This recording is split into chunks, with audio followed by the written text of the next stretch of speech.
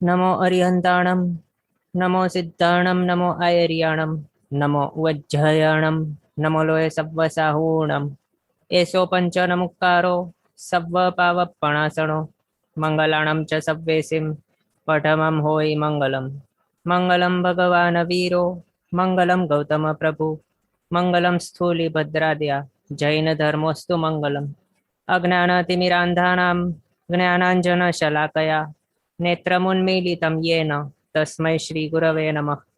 Okay, આપણો વિષય છે શ્રી બૃહદ સંગ્રહણી ગ્રંથ. આની અંદર 12મી સદીના મહાચાર્ય શ્રી ચંદ્રસુરી સ્વાજી મહારાજા સાહેબે આપણને ચાર ગતિમાં ભમી રહેલા એવા જે જીવો છે તેઓને વિશે 9 દ્વારોની અંદર વિચારણા કરીને બતાવી છે. એમાંથી આપણે બીજા એવા ભવન દ્વારને વિશે, દેવતાઓને વિશે જોઈ રહ્યા હતા.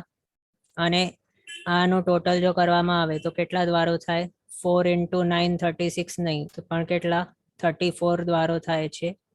તે શા માટે? કારણ કે તિર્યંચોના ભવન દ્વાર નથી અને મનુષ્યોને વિશે ભવન દ્વાર નથી. એના માટે 4 × 9 - 2 આ રીતે કરી દેવાનું. ઓકે, તો એની અંદર આપણે તે જોઈ રહ્યા હતા. અઢીદ્વીપને વિશે જોયું, કુંડલ રૂચક વગેરે, તીર્ષાલોક જોયું હતું, ધ્રુવ તારા વગેરે એ જોયું છે. કેટલી પંક્તિઓ છે તે જોયું. 88 ગ્રહોના નામો જોયા, 28 નક્ષત્રો જોયા. ગ્રહ ઉપરથી 7 વારના નામ આવેલા છે, નક્ષત્ર ઉપરથી 12 માસના નામ આપેલા છે એ જોયું. પછી ચંદ્ર, સૂર્ય અને ગ્રહ આ ત્રણ છે તેમના કેવા છે? અનવસ્થિત માંડલા છે. અનવસ્થિત એટલે વેરિયેબલ, જે વેરિએટ થતા હોય એવા. અને નક્ષત્ર, તારા આ બંનેના અવસ્થિત માંડલા છે એટલે ફિક્સ છે, કોન્સ્ટન્ટ છે, બદલતા નથી એવા. બીજું ચંદ્ર અને સૂર્ય અને નક્ષત્ર આ ત્રણના માંડલાઓ અવેલેબલ છે એટલે પ્રાપ્ય છે આપણી પાસે. કે ચંદ્રના કેટલા માંડલા છે? તો 15 માંડલા. સૂર્યના કેટલા માંડલા છે? તો 184 માંડલા. નક્ષત્રના કેટલા માંડલા છે? તો 8 માંડલા. એનામાંથી ચંદ્રના 15 માંડલાઓમાં 15 ચંદ્ર નથી ભમી રહ્યા, પણ એક જ ચંદ્ર 15 માંડલાઓમાં ભમે છે. પછી સૂર્ય છે તે પણ 184 માંડલાઓમાં એક જ સૂર્ય ભમે છે. અને નક્ષત્ર છે તે નક્ષત્રો કેવા છે? 28 નક્ષત્રો છે. તે બધા જ ના મળીને 8 માંડલા છે ટોટલ. પણ એક નક્ષત્ર 8 માંડલામાં ફરે છે એવું નહીં લેવાનું. પછી ગ્રહ અને તારા તે બંનેના અપ્રાપ્ય છે, કે કેટલા નંબરના છે, શું છે, કઈ રીતે તેઓની ગતિ છે, તારા વગેરેની, તેને અપ્રાપ્ય કહ્યું છે. પછી જંબુદેવને વિશે આપણે જોયું હતું, અમુક એવા તેના વિશેના પદાર્થો કે વાસ ક્ષેત્ર 7 છે, એના ડાયમેન્શન વગેરે આપણે જોયા હતા. વર્ષધર પર્વતો છે તેના વિશે જોયું હતું. મહાવિદ્ય ક્ષેત્ર છે એના વિશે જોયું. 32 વિજયો આવેલી છે એમાંથી અહીંયાની 8મી વિજય, આ 9મી, આ 24મી અને આ 25મી. આની અંદર 4 વિહરમાન સ્વામી ભગવાન હમણાં હયાત છે. વિહરમાન એટલે વિચરી રહ્યા છે એઝ અ કેવલ જ્ઞાની. સિમંદર સ્વામી, યુગમંદર સ્વામી, બાહુ સ્વામી અને સુબાહુ સ્વામી. આ રીતે 4 આપણા જંબુદ્વીપના મહાવિદ્યમાં વિચરી રહ્યા છે હમણાં. પછી મેરુ પર્વત, તો એના વિશે આપણે જોયું કે મેરુ પર્વત છે તે ટોટલ કેટલું છે? 1 લાખ યોજન ઊંચાઈ વાળું છે. એમાંથી જમીનના નીચે 1000 યોજન ગયેલું છે અને જમીનના ઉપર તે 99,000 યોજન રહેલું છે. એનો હવે અહીંયા જે રીતે કલર કર્યા છે એવા ટાઈપના 3 કાંડ કહેવાય. તો એવા કાંડ એટલે કે ભાગો, તો એવા 3 ભાગોની અંદર વિભક્ત છે આ મેરુ પર્વત. એ અહીંયા આપણે લખ્યું છે. પહેલો કાંડ કેટલું છે? બ્રાઉન કલર આપણે બતાવવા અલગથી બતાવવા માટે બ્રાઉનમાં બતાવ્યું. પછી અહીંયા જે બ્રાઉન કલરની જે આ લાઈન આપણે દેખાય છે તે શું છે? તે સમભૂતલા છે. તે સમભૂતલા અને મેરુ પર્વત એની પાસે જે છે ને અહીંયા, એટલે કે મેરુ પર્વતની તલેટી કહેવાય. તો તે તલેટીના સ્થાને શું છે? ભદ્રશાલ નામનું વન આવેલું છે. પછી આપણે ઉપર જઈએ, જો 500 યોજન સમભૂતલાથી ઉપર આપણે આ રીતે જઈએ મેરુ પર્વતના ઉપર, તો પછી આવે નંદનવન. તે નંદનવન આવી ગયા પછી 62,500 યોજન ઉપર જઈએ તો આવી જાય સોમનસ નામનો વન. ત્યાંથી હવે 36,000 યોજન ઉપર જઈએ તો આવી જાય પાંડુક વન. અને પાંડુકવન તો ફેમસ છે શા માટે? અભિષેક થતા હોય ત્યાં. કોના અભિષેક? તો તીર્થંકર ભગવંતોના જન્માભિષેક થતા હોય ત્યાં, તેના માટે તે પ્રખ્યાત છે, પોપ્યુલર છે પાંડુકવન. અને એની અંદર આ રીતે એની 4 અભિષેક શિલાઓ રહેલી છે. હવે તે 4 અભિષેક શિલાઓ છે તેના પણ નામો કેવા કેવા છે? તો ઈસ્ટ સાઈડ થી સ્ટાર્ટ કરવું. પહેલો તો છે અહીંયા પાંડુકંબલા, પછી અતિ પાંડુકંબલા સાઉથમાં, પછી રક્તકંબલા પશ્ચિમમાં અને ઉત્તરમાં અતિ રક્તકંબલા. આ રીતે 4 અભિષેક શિલાઓ રહેલી છે આ પાંડુકુ નામના વનની અંદર. પછી એ 4 શિલાઓમાંથી પૂર્વ પશ્ચિમ સાઈડની શિલાઓ છે તેના ઉપર 2 સિંહાસન રહેલા છે. ઉત્તર દક્ષિણ સાઈડની શિલા ઉપર માત્ર 1 સિંહાસન રહેલું છે. અને ઇન્દ્ર મહારાજા આ જે સિંહાસન છે તેના ઉપર અર્યંત ભગવંતોને લઈને ત્યાં બેસે છે અને અહીંયા આ ઠેકાણે અભિષેક થતું હોય છે, જન્માભિષેક જે આપણે જાણીએ છીએ તે. ઓકે, હવે આ આપણે આટલું જાણ્યું. હવે આ જે છે ને શિલાઓ, તેમના ડાયમેન્શન્સ પણ અહીંયા જોઈ લઈએ કેટલા છે. અભિષેક શિલાના ડાયમેન્શન છે, તેની હાઈટ હોય 4 યોજનની, લેન્થ હોય 500 યોજન અને બ્રેથ હોય 250 યોજન. એટલે આની હાઈટ છે આ 4 યોજનની હાઈટ, આ રીતે 500 યોજનનું લેન્થ અને બ્રેથ 250 યોજનનું. બ્રેથ એટલે કે પહોળાઈ. ઓકે, હવે અહીંયા કેટલા સિંહાસન આવી ગયા છે? મેરુ પર્વતના પાંડુકવનમાં તો 6 સિંહાસન છે. ટોટલ કયા કયા? અહીંયા એક, ઉત્તર દક્ષિણમાં 1, પૂર્વ પશ્ચિમમાં 2, ટોટલ થઈ ગયા 6.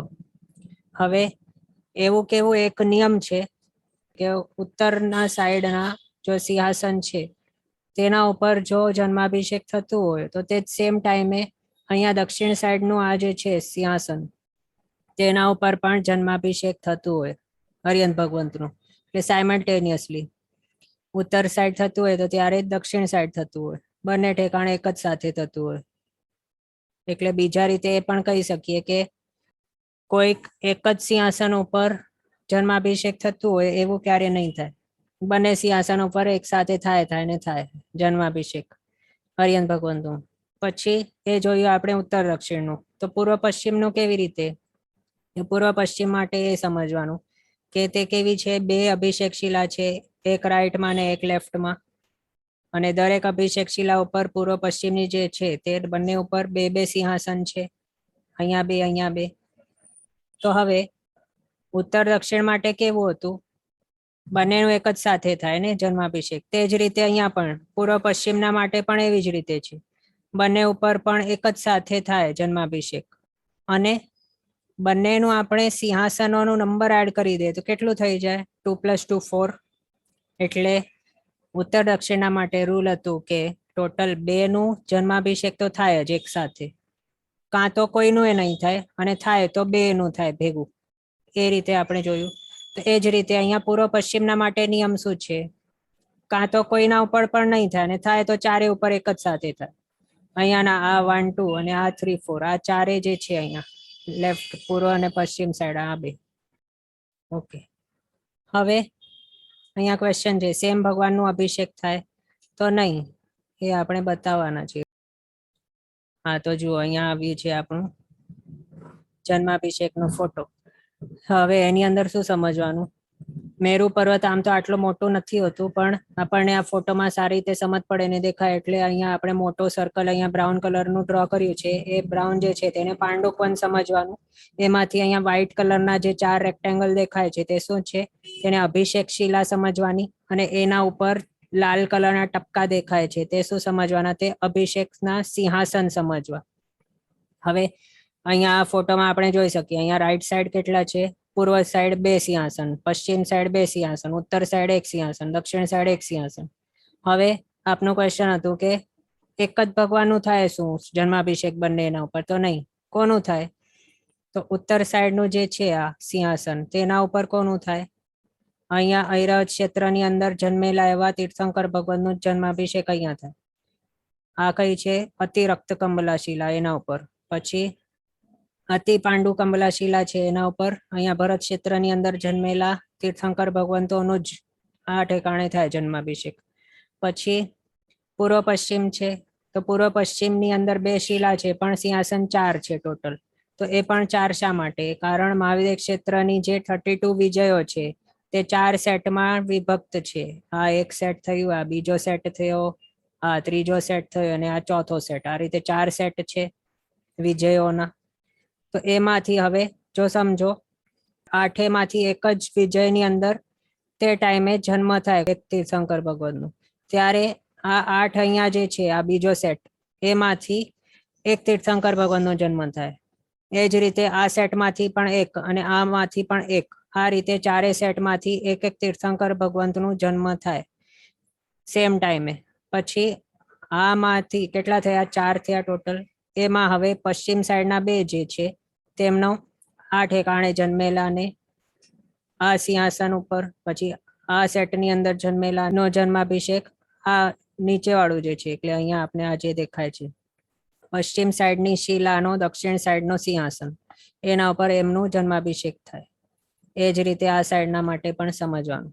એટલે અહીંયા શું સમજ્યા આપણે? ભરત ઐરાવત ક્ષેત્રની અંદર જન્મેલા તીર્થંકર ભગવંતોનું જન્માભિષેક અહીંયા થાય અતિ પાંડુ કંબલા અને અતિ રક્ત કંબલા ઉપર. અને મહાવિદ્ય ક્ષેત્રની અંદર જન્મેલા તીર્થંકર ભગવંતોના જન્માભિષેક પાંડુ કંબલા અને રક્ત કંબલા એના ઉપર થતા હોય છે. ઓકે, હવે એના ઉપરથી બીજું એ પણ આપણે શું સમજી શકીએ? અહીંયા એક બીજું પોઈન્ટ આપણે કહીએ એડિશનમાં. ક્યારે પણ એવું ટાઈમ નહીં આવે કે એક જ સાથે 6 સિંહાસન ઉપર જન્માભિષેક થતું હોય. આ ક્યારે પણ નહીં થાય. કારણ શું છે? કારણ આપણે સમજી ગયા છીએ. ચર સૂર્ય છે, ચર જે સૂર્ય છે તે કઈ રીતે ભમી રહ્યો છે? અહીંયા જો સમજો કે આ છે સૂર્ય અને આ સૂર્ય છે તે આ રીતે ભમી રહ્યો છે. આ તો આપણે એક જ સૂર્ય બતાવીએ છીએ, પણ આના સામે જો ઓપોઝિટ ડિરેક્શનમાં અહીંયા સમજો કે એક સૂર્ય અહીંયા છે અને બીજો સૂર્ય અહીંયા આપણે આ રીતે ડ્રો કર્યું છે. હવે અહીંયા શું થાય છે? આપણે આગળ શું શીખ્યા છીએ કે જંબુદ્વીપની અંદર અથવા તો અઢીદ્વીપમાં જે પણ સૂર્ય ચંદ્ર વગેરે છે એમાંથી પણ અહીંયા સૂર્યની વાત ચાલુ છે. તો સૂર્ય છે તે કેવા છે? ચર છે, એટલે ફરી રહ્યા છે આમ કરીને. આમ તેઓ ગતિ કરી રહ્યા છે. અને એવું ક્યારે નહીં થાય કે આ બંને સૂર્ય એક જ સાથે ભેગા થઈ ગયા. એટલે ક્યારે પણ આ બીજો જે સૂર્ય છે તે અહીંયા નહીં આવી જાય, પણ ક્યાં હોય? તેનું જે સ્થાન છે આ ઠેકાણે ઓપોઝિટ. આમ જો આપણે એક રીતે કહીએ તો ઓપોઝિટ તે કઈ રીતે?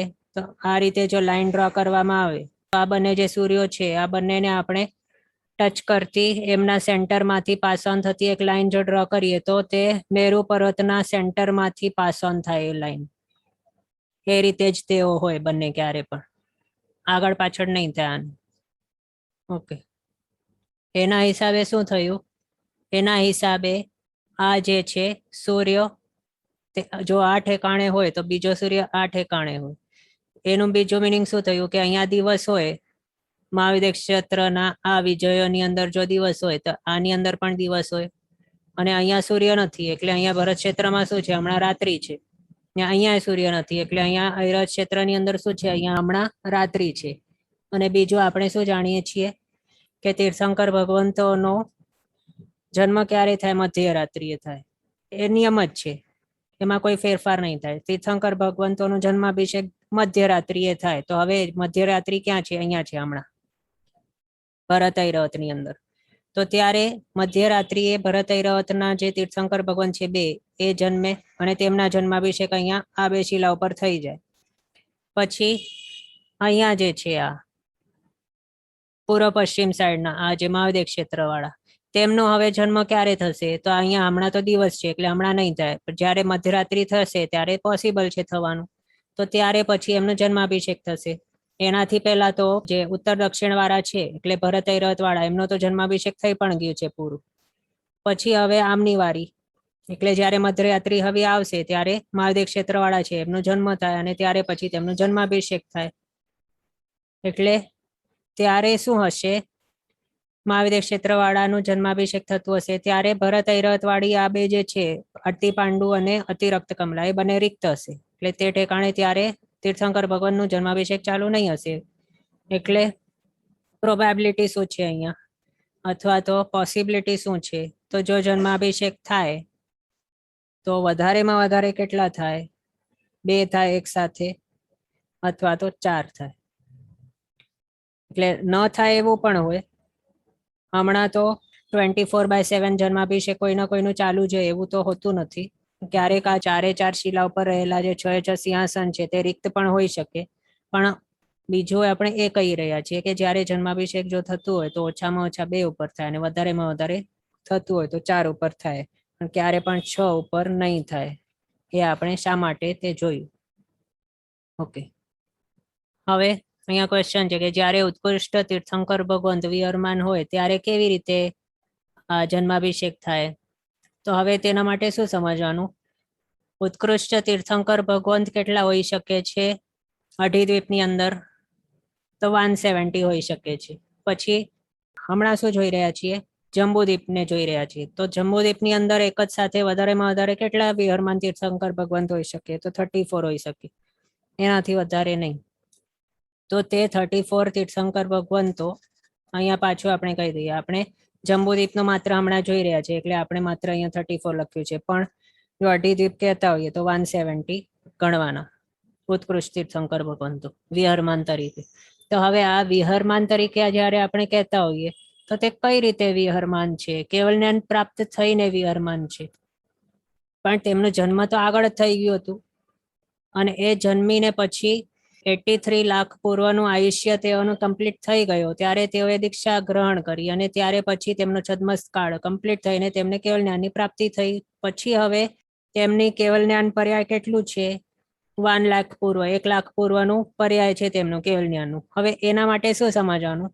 170 જે વિહરમાન તીર્થંકર ભગવાન છે બધા જ ને એક જ સાથે કેવલ જ્ઞાન નહીં થાય. અને જો એવું હોય તો પછી શું આપણને સમજવું પડે? એઝ્યુમ શું કરવું પડે? બધા જ ને એક જ સાથે કેવલ જ્ઞાન જો થાય તો એનું મિનિંગ શું થયું કે બધા જ નું એક જ સાથે જન્મ થયેલું હતું. પણ એવું તો પોસિબલ નથી, કારણ અહીંયા સિંહાસન કેટલા છે આપણી પાસે? આ તો થયું જંબુદ્વીપનું. જંબુદ્વીપના મેરુ પર્વત ઉપર કેટલા છે? 6 સિંહાસન છે. પછી આખા અઢીદ્વીપની અંદર જો જોવું હોય તો મલ્ટીપ્લાય બાય 5 કરી દેવું એટલે થઈ ગયો 30 સિંહાસન. બસ આટલું જ છે, આટલા જ સિંહાસન છે. પણ હવે આપણે આગળ જોયું એ પ્રમાણે 6 સિંહાસન ઉપર એક જ સાથે જન્માભિષેક નહીં થઈ શકે. તો કેટલા ઉપર થઈ શકે વધારેમાં વધારે? 2 × 5 એટલે 10 ઉપર થઈ શકે, અથવા તો 4 × 5 એટલે 20 ઉપર થઈ શકે જન્માભિષેક.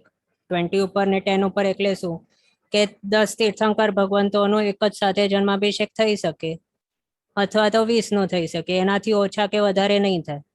હવે એની અંદર પણ એક મતાંતર છે, પણ એ મતાંતર હમણાં આપણને નથી લેવાનું. સામાન્યથી જે અહીંયા માન્યતા છે અથવા તો જે રીતે સામાન્યથી થાય છે તે આપણે હમણાં લઈએ છીએ. મતાંતરમાં હમણાં જવાનું નથી, નહીં તો હજી વધારે કન્ફ્યુઝન થઈ જશે. ઓકે, તો અહીંયા આપણે શું જોયું? જન્માભિષેક જો થાય અઢીદ્વીપમાં, આગળ આપણે જંબુદ્વીપનું જોઈ રહ્યા હતા ત્યારે 2 અને 4 જોયું, પણ હવે અઢીદ્વીપનું જોતા હોઈએ તો 20 હોય જન્માભિષેક વધારેમાં વધારે. અને તે કયા ઠેકાણે થતા હોય? તો પૂર્વ પશ્ચિમ, એટલે કે આ ઠેકાણે, લેફ્ટ રાઈટ સાઈડ મહાવિદ્ય ક્ષેત્રની અંદર જન્મેલા તીર્થંકર ભગવંતો. પછી 10 તે ક્યારે? વરત ઐરવતના જ્યારે જન્માભિષેક થતા હોય ત્યારે. એ પણ 10 કઈ રીતે? 5 ભરત 5 ઐરવત છે, બધા જ ના એક એક એટલે 10 થઈ ગયા. અથવા તો બીજી રીતે જોઈએ તો જંબુદ્વીપની અંદર 2 આપણે જોયું ઉત્તર દક્ષિણ વાળા, અતિ પાંડુ કમલા અને અતિ રક્ત કમલા. એ બંને ઉપર એક જ સાથે થતા હોય જન્માભિષેક. તો એ બંને છે. એ જ રીતે બાકીના 4 મેરુ પર્વતો છે. કયા કયા ઠેકાણે? આગળ આપણે જોઈ લીધું છે. આપણા ધાતકી ખંડમાં છે 2 મેરુ પર્વતો પૂર્વ પશ્ચિમ, અને 2 મેરુ પર્વતો ત્યાં અર્ધ પુષ્કર દ્વીપની અંદર છે. એટલે ટોટલ 5 મેરુ પર્વતો છે. એટલે ટોટલ અભિષેક શિલા કેટલી છે?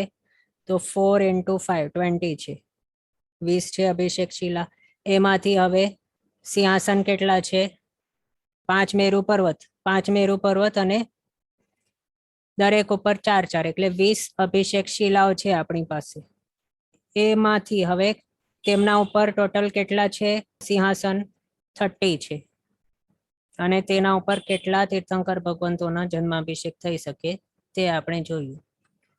હવે અહીંયા ક્વેશ્ચન હતું કે ઉત્કૃષ્ટ જ્યારે આ થતા હોય એટલે 170 નું નંબર હોય જ્યારે, તો પછી શું સમજવાનું એમના માટે, કઈ રીતે જન્માભિષેક થતું હોય? તો એ માટે એ સમજવાનું કે 170 ના 170 બધાનું એક જ દિવસે એટલે કે એક જ રાત્રિ એક જ ટાઈમે બધાનું જન્મ નહીં થાય, પણ કેટલા થાય અહીંયા આપણે બતાવ્યા એ જ રીતે સેમ. હવે અહીંયા બીજો રૂલ શું છે, એક ભરત ક્ષેત્રની અંદર તીર્થંકર ભગવાન જન્મે તો 5 ની અંદર એક સાથે જન્મે, અને ભરતમાં જન્મે તો ઐરાવતની અંદર પણ જન્મે, એટલે એક સાથે 10 તીર્થંકર ભગવંતોનો જન્મ થાય ઓછામાં ઓછા. અને મહાવીર ક્ષેત્રની અંદર જન્મે તો પછી 20, એ પણ જંબુદ્વીપની અંદર આપણે જોયું 4, તો એવા જંબુદ્વીપની અંદર એક મહાવિદ્ય છે, તો એવા ટોટલ મહાવિદ્ય કેટલા અઢી દ્વીપમાં, તો 5, એટલે 4 5 20. એટલે આ રીતે શું છે, તીર્થંકર ભગવંતનું જન્મવાનું મિનિમમ અને મેક્સિમમ ફિગર આ જ છે, બસ આનાથી વધારે નહીં જન્મે. પણ હવે તેમનું આયુષ્ય ઘણું મોટું હોય છે ત્યાં, કેટલું છે તો તે પણ આપને બતાવી દઉં 1 મિનિટ.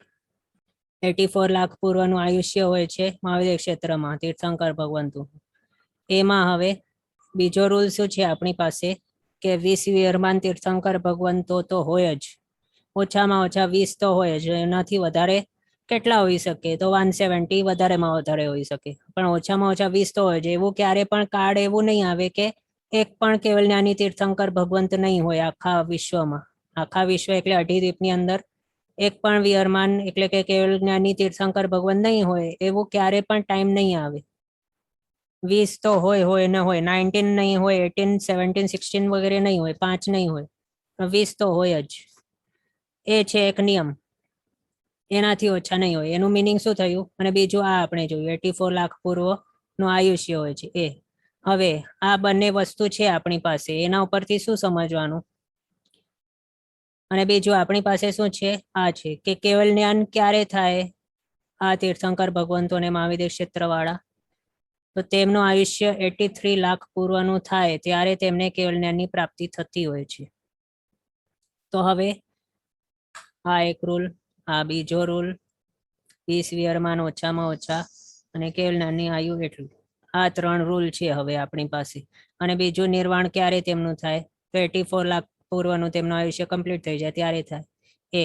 હવે અહીંયા મિનિમમ 20 તો હોવા જોઈએ. એનું મિનિંગ શું થયું કે હમણાં કરન્ટલી જે વિહરમાન તરીકે કેવલ જ્ઞાની વિચરી રહ્યા છે તેમનું નિર્વાણ થશે એનાથી પહેલા બીજા 20 તીર્થંકર ભગવંતોને કેવલ જ્ઞાનની પ્રાપ્તિ થવી જરૂરી છે, નહીં તો શું થઈ જશે, 20 જે હમણાં છે કેવલ જ્ઞાની તેમનું નિર્વાણ થઈ ગયું, પણ હવે નેક્સ્ટ એવા કોઈ કેવલી છે જ નહીં, કોઈ જન્મ્યા જ નથી, તો કોઈ તીર્થંકર ભગવંત એવા જન્મ્યા જ નથી કે જેમના 83 લાખ પૂર્વનું આયુષ્ય હોય, એવા કોઈ જન્મ્યા જ નથી. તો પછી શું થઈ જશે, આ જે રૂલ છે 20 વિયરમાન મિનિમમ હોવા જોઈએ એ પછી ફોક થઈ જશે, એટલે તે ચાલ્યો જશે, એટલે તે ફેલ થઈ જશે. એટલે અહીંયા આપણી પાસે શું હોવું જોઈએ, જ્યારે 20 વિયરમાન તીર્થંકર ભગવંત હમણાં જે છે કરન્ટલી તેમનું નિર્વાણ થાય એનાથી પહેલા જ બીજા 20 તીર્થંકર ભગવંતોનો સેટ એવો રેડી હોવું જોઈએ કે જે કેવલ જ્ઞાન પ્રાપ્ત કરી લે એવા. તો પછી આ 20 વિયરમાનનું મિનિમમ ફિગર જળવાઈ રહેશે, નહીં તો 0 થઈ જશે. એ થઈ ગયું. એનું મિનિંગ શું થયું કે જ્યારે કેવલ જ્ઞાની તરીકે વિચરી રહ્યા હોય કોઈ તીર્થંકર ભગવંત, તો ત્યારે છદ્મસ્ત એવા તીર્થંકર ભગવંત પણ હશે જન્મેલા પહેલા જ, એ પણ કેટલા પહેલા જન્મેલા હશે, તો આટલું આયુષ્ય પૂર્ણ કરી લીધું હશે જેઓએ, ઓછામાં ઓછું અથવા તો વધારેમાં વધારે આટલું આયુષ્ય તો પૂર્ણ કરી જ લીધું હશે એવું. એટલે 83 લાખ પૂર્વ પહેલા જ એમનું જન્મ થઈ ગયું છે. બીજા જે સેટ છે ને 20 વિયરમાન તીર્થંકર ભગવંતો તેમનું, તો પછી આ હમણાં કેવલ જ્ઞાની તરીકે બની શકશે. ઓકે, તો એ આપણે જોયું. અને આગળ આ કેવલ જ્ઞાન પ્રાપ્ત કરશે પછી કેટલા ટાઈમ માટે વિહરમાન રહેશે, તો 1 લાખ પૂર્વ માટે. તો એ 1 લાખ પૂર્વ છે તેની અંદર બીજા તીર્થંકર ભગવંતો, આપણે જો આમ વિચારીએ કે ઉત્કૃષ્ટનો નંબર કઈ રીતે ઘટાડવાનું, તો હવે એની અંદર જ્યારે કોઈ કેવલ જ્ઞાની તરીકે વિચરી રહ્યા હોય તીર્થંકર ભગવંત, તો ત્યારે તે ટાઈમે અનેક એવા બીજા જે વિજયો છે એ જ સેમ વિજય છે એ પણ એની અંદર પણ તીર્થંકર ભગવાન જન્મે.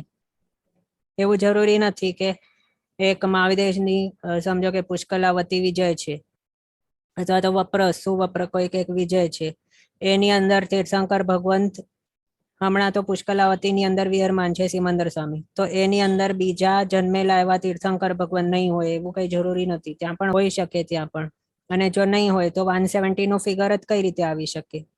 પછી નહીં આવી શકે. પણ હવે એ માટે બીજું એ પણ શું કહ્યું છે કે બે તીર્થંકર ભગવાન તો ક્યારે પણ મળતા નથી આપસમાં, ક્યારે આગળ મળ્યા નથી અને મળતા પણ નથી. અને અહીંયા આટલા બાજુમાં પણ આપણને આમ લાગે આ અભિષેક શિલા જે છે અહીંયા તેના ઉપર આપણને લાગે કે આ બહુ બાજુમાં બેઠા છે બંને. આ શિલા ઉપર જન્માભિષેક ચાલુ છે બે તીર્થંકર ભગવંતોનું, આ શિલા ઉપર પણ ચાલુ છે બે તીર્થંકર ભગવંતોનું જન્માભિષેક. તો આ બંને એકબીજાને મળતા હશે શું? તો નહીં મળે આ બંને એકબીજાને, આ પણ એકબીજાને નહીં મળે. હા, તો આપણી વાત એ ચાલુ હતી કે જ્યારે તે વિહરમાન હોય તો ત્યારે બીજા તીર્થંકર ભગવંતો કેટલાક એવા હોય કે હમણાં જન્મ્યા છે, કેટલાક યુવાવસ્થાને પામેલા છે, કેટલાક છે તે એડલ્ટહુડ અથવા તો રાજ્યાવસ્થામાં આવી ગયા છે, પ્રૌઢ અવસ્થામાં. એટલે આ રીતે અલગ અલગ અવસ્થાઓમાં તીર્થંકર ભગવંતો ત્યારે હોય છદ્મસ્ત તરીકે.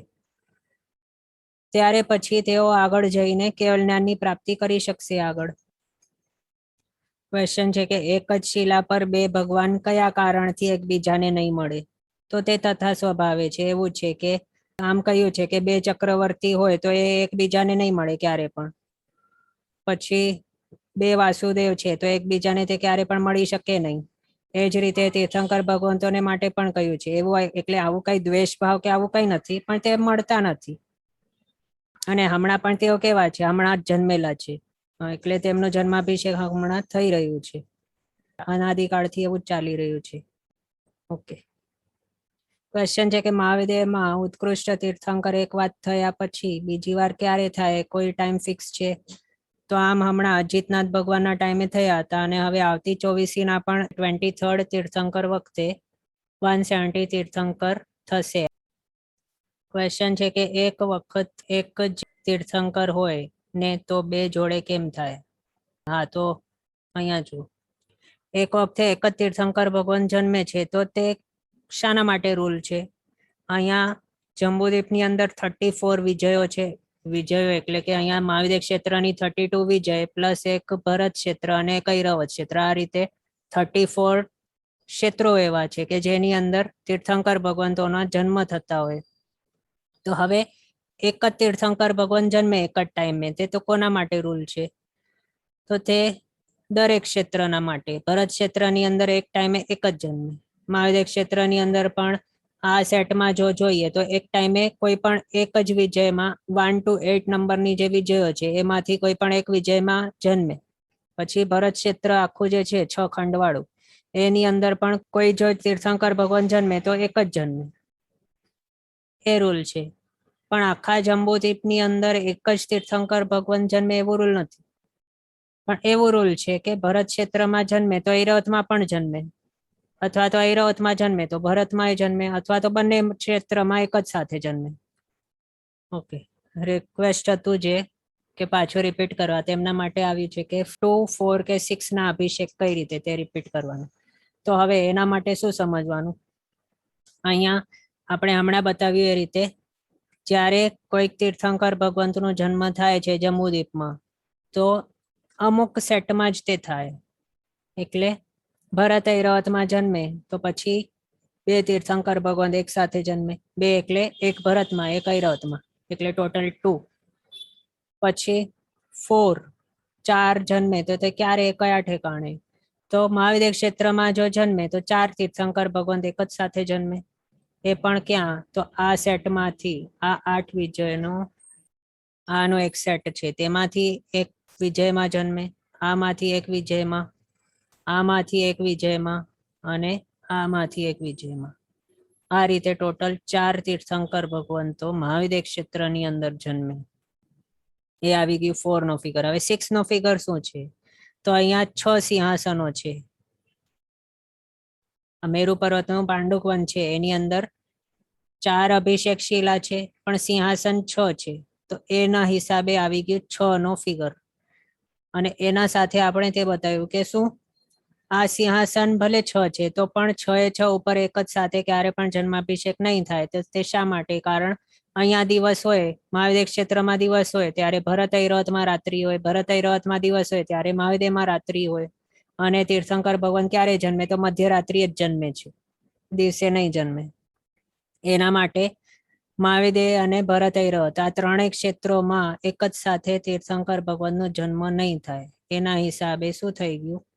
2 અથવા તો 4. ક્વેશ્ચન છે ભરત ક્ષેત્રમાં એક ખંડમાં જ જન્મ થાય? તો હા, એ પણ ભરત ક્ષેત્ર હોય કે ઐરવત ક્ષેત્ર છે કે મહાવિદ્ય ક્ષેત્ર છે, બધા જ કેવા છે? 6 ખંડવાળા છે. એમાંથી પહેલો જે ખંડ છે એની અંદર જ 63 શલાકા પુરુષોનો જન્મ થાય છે.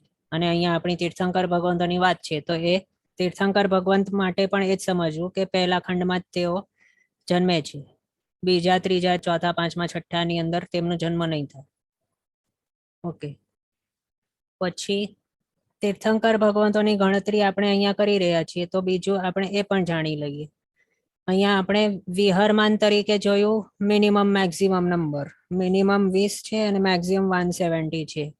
20 થી ઓછા નહીં હોય, 170 થી વધારે નહીં હોય.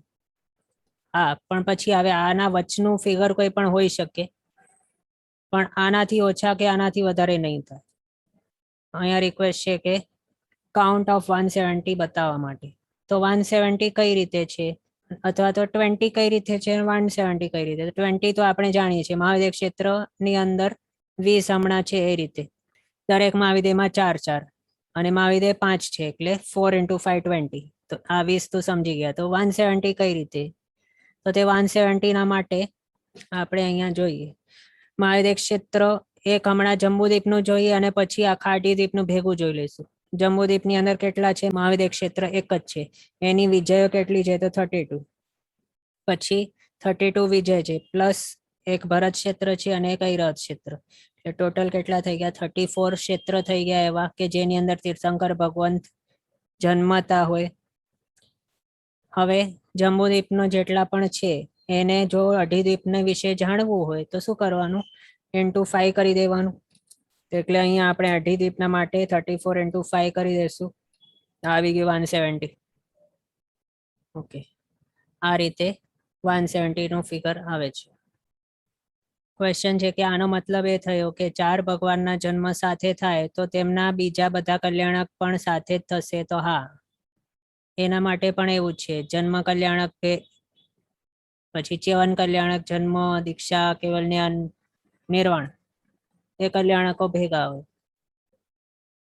અને હમણાં પણ જે વિશ્વવર્માન સ્વામી વિચરી રહ્યા છે તેમના પણ કલ્યાણકો બધા એક જ દિવસે છે, એટલે એક જ તિથિ એક જ દિવસે આવી રહ્યા છે. એ જ રીતે નેક્સ્ટ જે સેટ વિહરમાન તરીકે હશે 20 નું, તેમનું પણ કેવું હશે? તે બધા જ એક જ સાથે જન્મેલા હશે આગળ. હમણાં તો તેઓ જન્મી પણ ચૂક્યા છે ઘણા જ ટાઈમ પહેલા. એમનું પણ જન્મ એક જ સાથે થયું હતું. આગળ પણ તેઓને કેવલ જ્ઞાન એક જ સાથે થશે, નિર્વાણ પણ એક જ સાથે. 20 જે સેટ છે તેમનું. ઓકે, ક્વેશ્ચન છે કે અહીંયા જે આપણે બતાવ્યું 170, તો તેના માટે ક્વેશ્ચન છે કે બધા વિજયમાં ભગવાન જન્મે છે શું? તો હા, બધા વિજયમાં તો જન્મે છે, પણ એ ક્યારે હોઈ શકે? તો અમુક અમુક એવા ટાઈમ આવે, જેમ કે અજીતનાથ ભગવાનનું ટાઈમ હતું ત્યારે. પણ હવે એની અંદર શું સમજવાનું? એક સાથે બધા ઠેકાણે જન્મતા નથી, એટલે જન્મનું ટાઈમિંગ આ 170 નું એક જ નહીં હોય, અલગ અલગ ટાઈમે તેઓ જન્મેલા હતા અને અલગ અલગ ટાઈમે તેઓને કેવલ જ્ઞાનની પ્રાપ્તિ થયેલી હતી. પછી એક કાળ જતા જતા જતા એવું કોઈક એક ટાઈમ આવ્યું કે જેની અંદર આમ કહી શકાય કે કેટલું, તો પહેલા હતા 20, પછી તેની અંદર એડ થઈ ગયા કેવલ જ્ઞાની તરીકે બીજા 20, પછી તેની અંદર કેવલ જ્ઞાની તરીકે બીજા 20 એડ થઈ ગયા. આ રીતે એડ થતા થતા ટોટલ 170 નો ફિગર આવી ગયું. આ રીતે સમજવાનું. પણ બધા 170 નું ચ્યવન એક જ સાથે, 170 નો જન્મ એક જ સાથે, એ રીતે નહીં સમજવાનું. ઓકે, તો આ આપણે જાણ્યું ક્વેશ્ચન છે ઇન ફોર્થ આરા ઓલ 170 તીર્થંકર વર એક્ઝિસ્ટિંગ. તો ચોથા આરાની અંદર અજીતનાથ ભગવાન જ્યારે થયા હતા સ્ટાર્ટિંગમાં, તો ત્યારે આ કહેવાય છે કે 170 તીર્થંકર ભગવંત વિચરી રહ્યા હતા. અને હા, એવો નિયમ છે કે અવસર પેઢીના બીજા તીર્થંકર ભગવંત જ્યારે હોય તો ત્યારે 170 તીર્થંકર ભગવંત હોય વિહરમાન, અને ઉત્સર પેઢીના 23માં તીર્થંકર ભગવંત જ્યારે હોય તો ત્યારે 170 નું ઉત્કૃષ્ટ ફિગર હોય વિહરમાન તરીકે. એટલે અવસર પેઢીનો સેકન્ડ અને ઉત્સર પેઢીનો 23rd, આ રીતે ફિક્સ જ છે આ ટાઈમ ડ્યુરેશન. તે ટાઈમે 170 નું ઉત્કૃષ્ટપણાનું ફિગર આવી જાય. ઓકે, ક્વેશ્ચન છે પણ 10 તો એક જ સાથે જન્મે ને. હા, તો જો ભરત ઐરવતમાં જન્મતા હોય તો પછી 10 એક સાથે જન્મે, અને એ પણ એક સાથે એટલે એક જ ક્ષેત્રમાં નહીં પણ અલગ અલગ ક્ષેત્રમાં.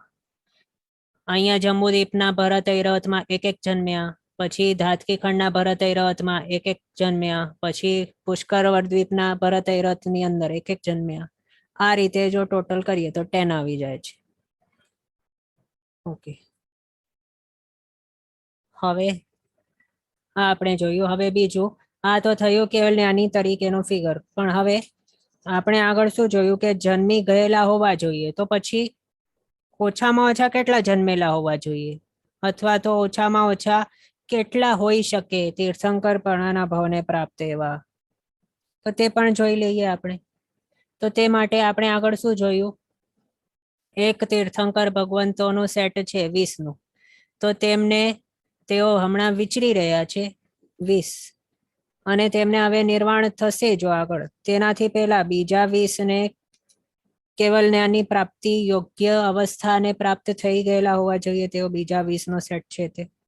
એટલે તેમનું જન્મ 83 લાખ પૂર્વ પહેલા જ થઈ ગયેલું હોવું જોઈએ, તો પછી તેઓ આ અવસ્થા સુધી પહોંચી શકે. અહીંયા જો આપણે આ બનાવ્યું છે, અહીંયા તીર્થંકર ભગવંતોનું આયુષ્ય કેટલું હોય છે, 84 લાખ પૂર્વનું આયુષ્ય હોય છે. એમાંથી અહીંયા જે જન્મ્યા ત્યારથી કરીને 83 લાખ પૂર્વનું આયુષ્ય થયું, પછી તેઓને કેવલ જ્ઞાનની પ્રાપ્તિ થાય, ને પછી 1 લાખ પૂર્વનું કેવલી પર્યાય તેઓ કમ્પ્લીટ કરીને પછી તેમનું નિર્વાણ થાય. અને હમણાં જે વિહરમાન સ્વામી વિચરી રહ્યા છે તેઓ આ સ્ટેજ ઉપર છે. અહીંયા 1 લાખ પૂર્વનું કેવલી પર્યાય તેમનું ચાલુ છે હમણાં. સિમંદર સ્વામી, યોગમંદર સ્વામી, ભાવ સુભાવ, સુજાત સ્વામી વગેરે જે 20 વિહરમાન છે તેમનું. પણ આ તો હવે જ્યારે નિર્વાણ પામશે, અહીંયા આ ઠેકાણે પહોંચી જશે, ત્યારે પછી અહીંયા બીજા કોઈક હોવા જોઈએ એ નિર્વાણ પામે એનાથી પહેલા, કે જેઓને કેવલ જ્ઞાનની પ્રાપ્તિ થઈ ગયેલી હોવી જોઈએ. બીજા 20 નો સેટ હોવું જોઈએ. બીજા 20 નો સેટ આ ઠેકાણે હોવા જોઈએ, બીજા આ ઠેકાણે હોવા જોઈએ, આ ઠેકાણે. આ રીતે જન્મેલા હોવા જોઈએ તીર્થંકર ભગવંતો પહેલાથી જ. એટલે આવું તો ક્યારે થતું નથી કે હમણાં આમનું નિર્વાણ થયું અને એમના નિર્વાણના ટાઈમે કોઈક તીર્થંકર ભગવાન જન્મ્યા અને તેમને જન્મની સાથે કેવલ જ્ઞાન થઈ ગયું. આવે તો ક્યારે થવાનું નથી. અથવા તો આ જે જન્મ્યા અને 10-20 વર્ષ પછી તેમને કેવલ જ્ઞાન થઈ ગયું, આવું પણ નથી થવાનું. એટલે શું થવાનું છે, અહીંયા તીર્થંકર ભગવાન જન્મી જાય પછી 83 લાખ પૂર્વનું આયુષ્ય તેઓ કમ્પ્લીટ કરે, ત્યારે પછી તેમને જઈને કેવલ જ્ઞાન પ્રાપ્ત થાય. એટલે કે તેમનું છદ્મસ્ત અવસ્થા પછી કમ્પ્લીટ થઈ જાય. એનો મિનિંગ શું લેવાનું અહીંયા આપણે? અને બીજું 1 લાખ પૂર્વનું તેઓનું કેવલી પર્યાય છે, તે હજી એડિશનમાં અહીંયા જાણો, જેના પછી તેમને નિર્વાણ થાય. તો એનો મિનિંગ અહીંયા શું સમજવાનું કે 20 વિહરમાન સ્વામી માંથી દરેક વિહરમાન સ્વામીના પાછળ ટોટલ 83 તીર્થંકર ભગવંતો હોવા જોઈએ જન્મેલા. એટલે શું થશે આપણે હમણાં જ બતાવ્યું તે પાછું રિપીટ કરું. 20 નો ફિગર મેન્ટેન કરવાનું છે વિહરમાનનું, તો તે ફિગર મેન્ટેન ક્યારે થઈ શકશે? જો 1 નું નિર્વાણ થાય એના પહેલા જ બીજા 20 નો સેટ રેડી હોય કેવલ જ્ઞાનની પ્રાપ્તિને માટે, અથવા તો કેવલ જ્ઞાનને પ્રાપ્ત કરી લીધા હોય 20 નો બીજો સેટ, તો જ પછી આગલાનું નિર્વાણ થાય. એનો મિનિંગ શું લેવાનું કે 84 લાખ પૂર્વનું આયુષ્ય છે, 1 લાખ પૂર્વનું કેવલી પર્યાય છે, અને 83 લાખ પૂર્વનું છદ્મસ્તપણું છે. તો પછી એનો બીજો મિનિંગ એ લેવાનું કે 20 વિયરમાનમાંથી દરેક તીર્થંકર ભગવંતના પાછળ 83 તીર્થંકર ભગવંતો છદ્મસ્તપણે હોવા જોઈએ. ઓછામાં ઓછા આટલા હોવા જોઈએ. આનાથી ઓછા નહીં હોય, આનાથી વધારે હોઈ પણ શકે, બીજી કોઈ વિજયમાં હોઈ શકે, પણ આનાથી ઓછા નહીં હોવા જોઈએ. એટલે આપણે આ બધું સમજીને પછી કયા નિષ્કર્ષ ઉપર પહોંચ્યા? 20 તીર્થંકર ભગવંતો દરેકના પાછળ 83 તીર્થંકર ભગવંતો હોવા જોઈએ. અને 83 ફિગર ક્યાંથી આવ્યું? તો આના ઉપરથી આવ્યું. 83 લાખ પૂર્વનું છે ને તેમનું આયુષ્ય, અને 1 લાખ પૂર્વનું કેવલી પર્યાય છે. એટલે 1 લાખ પૂર્વ વ્યતીત થાય તો ત્યારે ઓછામાં ઓછા એક તીર્થંકર ભગવાનનો જન્મ થાય. એ પણ અહીંયા 20 નો જે સેટ છે ને એના પૂર્તિને માટે આપણે કહીએ છીએ. એટલે 1 લાખ પૂર્વ પછી એક તીર્થંકર ભગવાનનો જન્મ થાય, વધારેમાં વધારે 1 લાખ પૂર્વનું ટાઈમ ડ્યુરેશન કમ્પ્લીટ થાય ત્યારે એક તીર્થંકર ભગવતનો જન્મ થાય. પછી 1 લાખ પૂર્વનું વધારેમાં વધારે ટાઈમ ડ્યુરેશન કમ્પ્લીટ થાય ત્યારે બીજા તીર્થંકર ભગવતનો જન્મ થાય. તો એના હિસાબે આપણે શું સમજ્યા કે 20 નો સેટ હોવું જોઈએ અને 20 વિયરમાન સ્વામી દરેકના પાછળ 83 તીર્થંકર ભગવંત જન્મેલા હોવા જોઈએ. એના હિસાબે શું સમજવાનું? 20 into 83 કરી દઈએ તો કેટલું આવે? ઓછામાં ઓછા છદ્મસ્ત એવા તીર્થંકર ભગવંતો 1660 આવે. એ થઈ ગયું. હવે આ 1660 અને બીજું વિહરમાન તરીકે કેટલા હોય? ઓછામાં ઓછા તો 20. એના હિસાબે આપણે કયા કન્ક્લુઝન ઉપર પહોંચ્યા? 1660 છે છદ્મસ્ત અને 20 છે વિહરમાન. તો ટોટલ તીર્થંકર ભગવંતો છદ્મસ્ત પ્લસ વિહરમાન કેટલા થઈ જાય? 1680 થઈ જાય. એટલે કોઈક આપણને પૂછે કે અઢી દ્વીપની અંદર કોઈ પણ ટાઈમે તીર્થંકર ભગવંત ઓછામાં ઓછા કેટલા હોય, અથવા તો એવો કયો ફિગર છે કે જેનાથી ઓછા તીર્થંકર ભગવંત નહીં હોય ક્યારે પણ અઢી દ્વીપમાં? તો 1680. આનાથી ઓછા તો નહીં હોય. આ રીતે સમજવાનું. ઓકે, ક્વેશ્ચન છે 20 તીર્થંકર જન્મે. હા, જ્યારે મહાવિદ્ય ક્ષેત્રની અંદર જન્મતા હોય તો ત્યારે 20 તીર્થંકર ભગવાન એક સાથે જન્મે.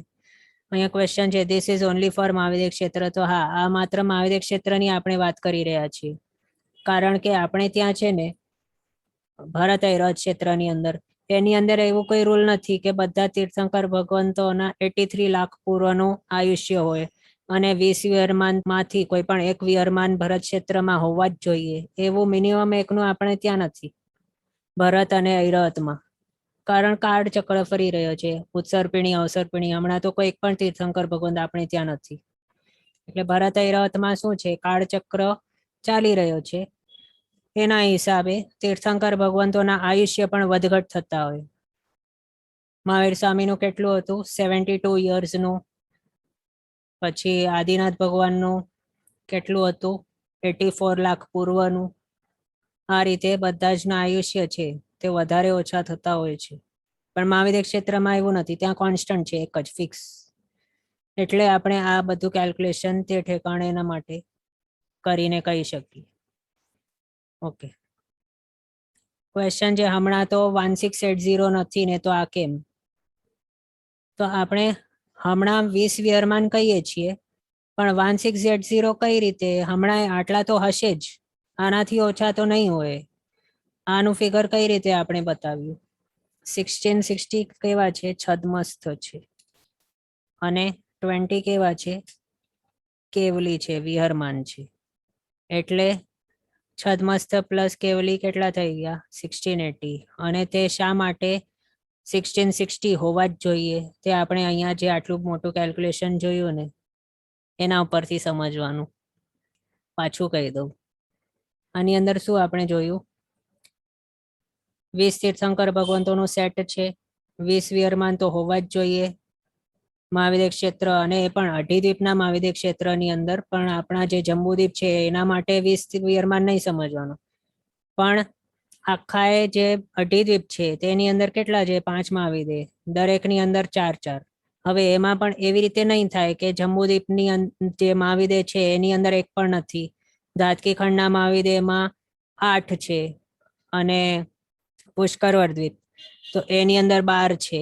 એ રીતે નહીં સમજવાનું, પણ શું છે ઓછામાં ઓછા છે તો તે જંબુદ્વીપમાં 4, પછી ધાતકી ખંડના 2 મહાવિદે છે તેની અંદર એક એકમાં 4, પછી અર્ધ પુષ્કરવર દ્વીપના 2 મહાવિદેમાં 4. ઓકે, ક્વેશ્ચન છે મહાવિદેમાં પણ 24 તીર્થંકર તો હોય ને, તો ત્યાં 24 આપણી જેમ નથી હોતી. મહાવિદ્ય ક્ષેત્રની અંદર કાળચક્ર નથી, જ્યાં કાળચક્ર ત્યાં 24. એટલે ભરત ઐરવત ની અંદર 24 થાય, ઉત્સર પેઢીમાં 1 24 અને અવસર પેઢીમાં 1 24. મહાવિદ્યમાં કેવું છે, આખા મહાવિદ્યમાં એવું કોઈ પણ ટાઈમે હોય જ નહીં એવું ટાઈમ કે જ્યારે તીર્થંકર ભગવાન કેવલ્યાની તરીકે નહીં વિચારતા હોય. અને એ નહીં હોય તે આપણે શું કઈ રીતે કહીએ છીએ? વિજયનો જે સેટ જોયું ને અહીંયા, એ સેટના અપેક્ષાએ જોઈએ છીએ. આ સેટ આપણે જોયું ને, આ એક સેટ છે, પછી આ બીજો સેટ છે, આ ત્રીજો સેટ છે અને આ છે ચોથો સેટ. તો એની અંદર આ સેટમાંથી કોઈ પણ એક વિજયમાં તો હોય ને હોય તીર્થંકર ભગવાન વિહરમાન કેવલ જ્ઞાની તરીકે. આનું પણ સેમ સમજવાનું, આનું પણ સેમ, આનું પણ સેમ. ક્વેશ્ચન છે, is it not possible within 1 lakh પૂર્વ more then 3 to 4 or more become કેવલી? હા, તો એવું હોઈ શકે, અને જો એવું થાય તો જ પછી ઉત્કૃષ્ટપણાનું જે ફિગર છે તે પ્રાપ્ત થઈ શકે 170 નું. પણ આપણે હમણાં જે કહી રહ્યા છીએ ને, તે ઓછામાં ઓછા આટલાનું તો થાય જ. એ મિનિમમની અપેક્ષાએ આપણે અહીંયા જોયું હમણાં. હા, અહીંયા જો આપણે લખ્યું છે 83 into 20 1660 અને 1660 છદ્મસ્ત પ્લસ 20 વિહરમાન ઇક્વલ્સ ટુ 1680. મિનિમમ 1680 તીર્થંકર ભગવાન તો હોય જ અઢી દ્વીપની અંદર. ક્વેશ્ચન છે, દરેકે મહાવિદ્યમાં 20 હોય કે ટોટલ હોય? તો તે ટોટલ. જંબુદ્વીપનો મહાવિદ્ય છે તેની અંદર 4, પછી ધાતકી ખંડમાં કેટલા મહાવિદ્ય છે? તે 2, દરેકમાં 4, એટલે 2 into 4 એટલે 8 થઈ ગયા ધાતકી ખંડ. પછી અર્ધ પુષ્કરવર દ્વીપ છે, એના ટોટલ કેટલા છે મહાવિદ્ય? તો 2, દરેકમાં 4, એટલે ટોટલ થઈ ગયા 8. હવે 4 + 8 + 8 કરી દેશું તો આવી જશે 20. આ રીતે થાય છે વી.સી. વર્મન સ્વામીનો મિનિમમનો ફિગર. ઓકે, ક્વેશ્ચન છે કે હરેક મહાવિદ્યમાં 32 વિજય હોય છે? હા, હોય. આપણા જંબુદ્વીપની અંદર કઈ રીતે 32 વિજય છે મહાવિદ્ય ક્ષેત્રમાં, તે જ રીતે 32 વિજય ધાતકી ખંડના પૂર્વ સાઈડના મહાવિદ્યમાં. હા, તો અહીંયા જો આ છે ધાતકી ખંડનો મહાવિદ્ય પૂર્વ સાઈડનો, આ છે પશ્ચિમ સાઈડનો ધાતકી ખંડનો મહાવિદ્ય. એ જ રીતે આ અર્ધ પુષ્કરવર દ્વીપનો પૂર્વ સાઈડ અને આ પશ્ચિમ સાઈડનો મહાવિદ્ય. આ રીતે શું છે, બધા જ ના 32 વિજયો છે. ક્વેશ્ચન છે, which are is prevailing in Dhataki and Pushkarvar Dweep? તો ધાતકી ખંડનો ભરત ઐરવતની અંદર પણ હમણાં આપણા હિસાબે આપણે ઠેકાણે કઈ રીતે 5મો આરો ચાલુ છે, એ જ રીતે તે ઠેકાણે પણ 5મો આરો જ ચાલુ છે. કાળચક્ર કેવા છે, બધા જ 5 ભરત 5 ઐરવત બધાની અંદર એક જ સાથે ચાલતા હોય. જ્યારે પહેલા તીર્થંકર ભગવંત અહીંયાના આ ભરત ક્ષેત્રની અંદર જન્મે તો ત્યારે અહીંયાના ઐરવત ક્ષેત્રની અંદર પણ પહેલા જન્મે, અહીંયાના પણ પહેલા, અહીંયાના પણ પહેલા. કાળચક્રનો પહેલો આરો અહીંયા હોય ત્યારે પહેલો આરો બધામાં સેમ. ઐરવત ક્ષેત્ર હોય, ભરત ક્ષેત્ર છે 5, ધાતકી ખંડના ભરત ઐરવત એની અંદર પણ સેમ આરો. બધા જ જે છે ને ભરત ઐરવત 5 ભરત 5 ઐરવત બધામાં આરા સેમ ચાલતા હોય. સેમ ટાઈમે તીર્થંકર ભગવાનના જન્મ થાય, સેમ ટાઈમે કાળચક્ર પૂર્ણ થાય, ઉત્સર પેઢી ચાલુ થાય, અવસર પેઢી ચાલુ થાય, એ બધું સેમ ટાઈમ. ઓકે, ક્વેશ્ચન છે, વાય કોલ્ડ વિજય? તો એમાં કેવું છે, 32 વિજયો છે મહાવિદ્યની, તેને વિજય શા માટે કહેવાય છે? સારું ક્વેશ્ચન છે. તો એમાં વિજયનું ડેફિનેશન શું છે? ચક્રવર્તીને જીતવા યોગ્ય જે ક્ષેત્ર છે તેને વિજય કહેવાય છે. અને ચક્રવર્તીને જીતવા યોગ્ય ક્ષેત્ર કેવું છે? તો ચક્રવર્તીને કેવું કહ્યું છે? 6 ખંડના વિજેતા કયા છે. અને આ જે મહાવિદ્યની જે ક્ષેત્રો છે જેને વિજયો કહેવાય છે 32, એ બધી પણ કેવી છે, અથવા તો આ ક્ષેત્રો પણ કેવા છે? 6 ખંડોથી યુક્ત છે. સિમંદર સ્વામી જ્યાં વિચરે છે તે પણ 6 ખંડો વાળી છે પુષ્કલાવતી નામની વિજય. ભરત ક્ષેત્ર જે રીતે 6 ખંડનો છે એ જ રીતે ઐરવત ક્ષેત્ર પણ 6 ખંડનો. આ રીતે 32 વિજયો છે તે પણ બધી 32 વિજયો 6 ખંડ વાળી છે. ઓકે, આજનો ટાઈમ આપણો અહીંયા થયો છે. આગળના પદાર્થો આપણે નેક્સ્ટ ક્લાસમાં જોઈશું અવસરે. ચિનાજ્ઞા વિરુદ્ધ કંઈ પણ બોલાયો તો મિચ્છામિ દુક્કડમ. સર્વમંગલ માંગલ્યમ સર્વ કલ્યાણ કારણમ પ્રધાનમ સર્વ ધર્માણમ જૈનમ જયતિ શાસનમ. પ્રણામ. બધા શાતામાં રહેજો, ચિનાજ્ઞાપૂર્વકનું જીવન જીવજો.